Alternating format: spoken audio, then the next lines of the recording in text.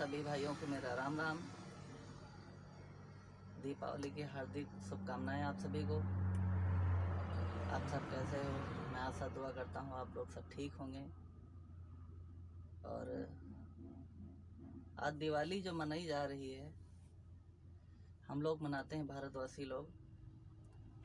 प्रभु श्री राम जी वनवास से आए थे, इस वजह से हम लोग दिवाली मनाते हैं। अयोध्यावासियों ने दिवाली मनाई थी, जैसे देश में दिवाली मनाई जाती है, हम भी दिवाली हम लोग सब मना रहे हैं। वर्तमान में जो हमारी सरकार चल रही है, जिसको कहते हैं राम राज्य, तो वाकई में राम राज्य है। राम राज्य की एक उदाहरण मैं आपको बताना चाहता हूँ, जहाँ तक मुझे ज्ञान है। उस टाइम राम सतयुग के राम थे, लेकिन इस टाइम राम मोदी जी, योगी जी, अमित शाह, मुर्मू जी, ये लोग हैं इस टाइम। क्योंकि जैसे आपको बताऊं, मोदी जी शादी करके पहाड़ों चले गए, योगी जी संन्यास ले लिया।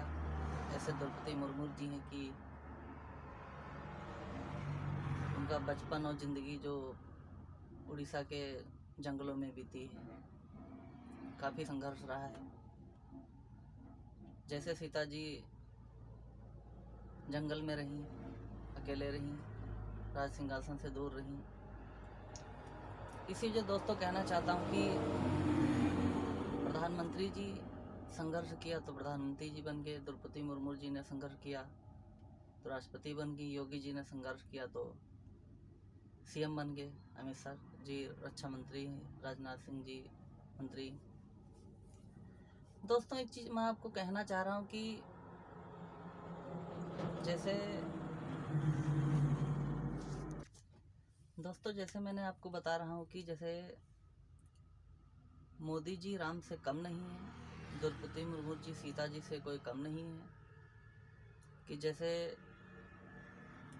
कितनी परेशानियाँ उठाई जब राज सिंहासन मोदी जी को भी मिला, और द्रौपदी मुर्मू जी को बचपन से अब तक कितनी दुख सहने के बाद सीता जी को अब राष्ट्रपति की कुर्सी मिली है, राज सिंहासन मिला है।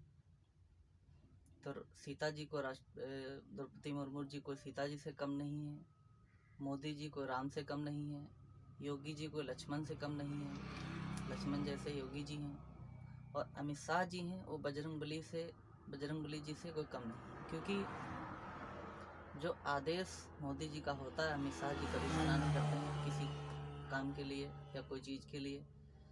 ऐसे हमारे योगी जी हैं, लक्ष्मण का किरदार निभा रहे हैं। जो मोदी जी ने आदेश दिया उसे योगी जी पूरा कर रहे हैं। ये बात सही है, बिल्कुल सत्य है। और बाकी जो जनता है, तो बाकी तो सेना है ही है, 111 करोड़ जो भारतीय जनता पार्टी के कार्यकर्ता हैं, वो बाकी सब तो सेना तो है ही है। बाकी सब पब्लिक है जो वो मतलब अयोध्यावासी हैं और देशवासी हैं।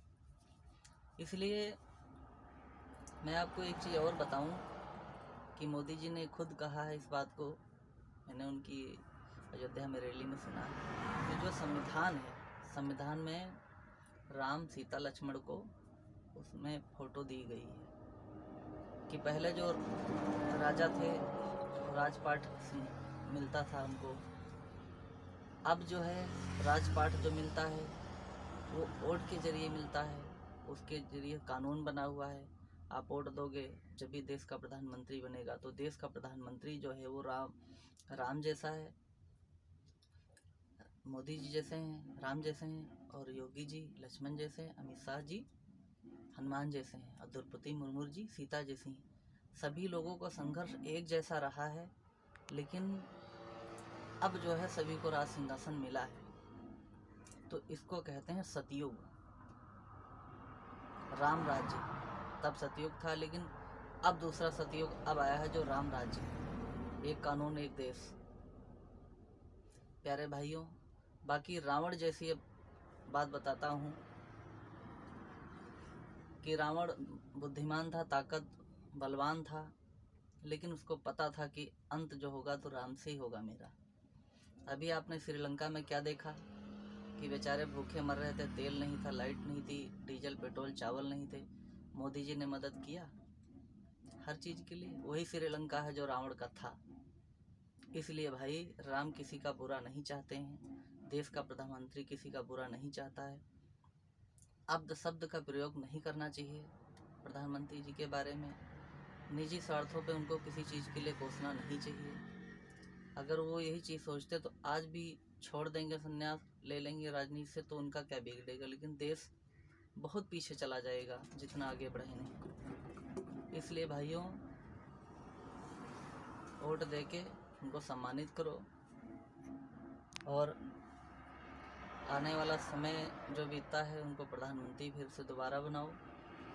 हमारी द्रौपदी मुर्मू जी से निवेदन है कि आप उड़ीसा से आती हो, देश में गरीबी